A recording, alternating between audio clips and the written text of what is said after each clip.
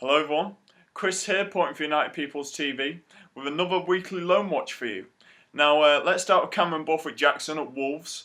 Now, in the most recent game, Wolves, who are in desperate need of a win, actually got 3 points away at QPR. They won 2-1, and that was their first win in 9 games. So that was a great result for Wolves. But once again, for the third week running now, Cameron Borthwick-Jackson nowhere near the team. Nowhere, not starting, not on the subs bench, nowhere to be seen. And it's a real strange situation. I get the feeling now, I really am certain now, because once again, heard no reports of any injuries that he may have suffered.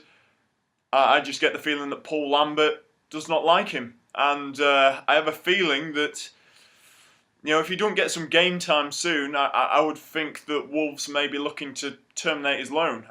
It's looking like he's just nowhere near that Wolves side. I don't know what's happened there. So any Wolves fans, leave your comments in below. Let me know what's happened to him. Has he just fallen out of favour? Maybe you know something from within the club. I genuinely have no idea where Cameron Borthwick-Jackson is. So let's hope something develops there so I can tell you more about him, because at the minute he's nowhere to be seen. Let's move on to Andreas Pereira at Granada. Now, what a week Granada have had. I mean, you wait months for a win and then 2 come along at once. Last week they beat Osasuna 1-0 at home in the Copa del Rey, and then they won their first La Liga match of the season, 2-1 against Sevilla. And for the Sevilla game, Pereira was playing centrally. They played him, in that number 10 role, just behind the striker. And he had an absolute blinding match. He played really well. He scored his first goal for the club, which was a lovely move. Ball came across the box, really composed finish, low from penalty spot range.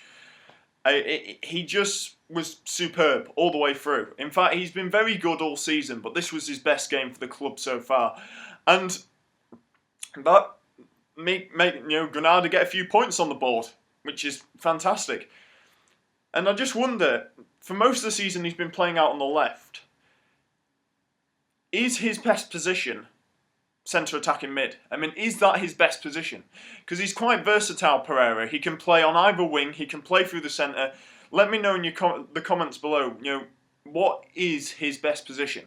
Because I think his best position probably is central attacking midfield. So I'd love to know what your thoughts are on it. Let's move on to Adnan Januzaj at Sunderland. Now, Sunderland are on a good little run as well. They won at home at the weekend. That's 3 wins in their last 4. And they beat the champions Leicester City at home 2-1. And that moves them off the bottom of the Premier League table. So it's a great result for Sunderland. But Adnan Januzaj once again on the subs bench. And this time he was unused. He wasn't brought on.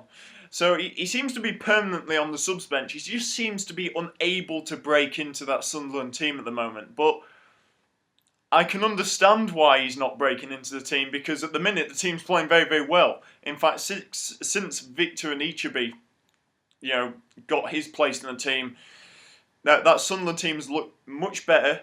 They've been winning, they've been actually winning matches, which they weren't before. And it's quite clear that Januzaj at the minute just does not fit into that side. Hopefully he'll get a chance. I mean, as I've said before, December is a busy month, so hopefully he'll get a few games.